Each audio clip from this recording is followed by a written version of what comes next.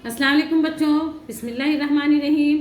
बच्चों, आज हम आपकी बाल भारती उर्दू की पहली जमात का सबक करेंगे। तमाम बच्चे सफ़ा नंबर 6161 निकालेंगे और सबक का नाम है हमारे गांधी जी।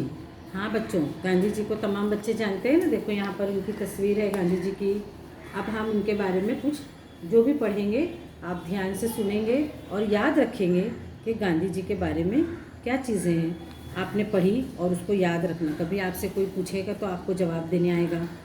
देखिए तमाम बच्चे देखेंगे, ये गांधी जी हैं। सब लोग गांधी जी को बापू कहते हैं। वो हमेशा सच बोलते थे। रोज़ सुबह सवेरे उठते और खुदा की इबादत करते।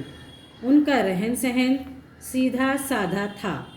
वो कहा करते थे, हम सब एक हैं। हिंदू, मुस्लिम, सिख, ईसाई आपस में भाई भाई हैं। हम सब एक खुदा के बंदे हैं। पहले हमारे मुल्क पर अंग्रेज़ राज किया करते थे।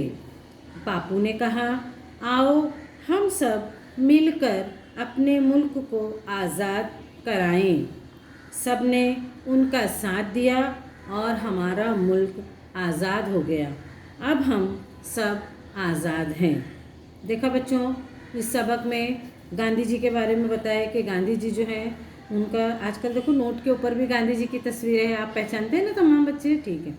तो गांधी जी को जो है वो बापू भी कहते थे और बापू की एक ख़ास बात क्या थी कि वो हमेशा सच बोलते थे और रोज़ सुबह सवेरे उठना, खुदा की इबादत करना और सादा रहन सहन, ये सब उनकी आदत थी।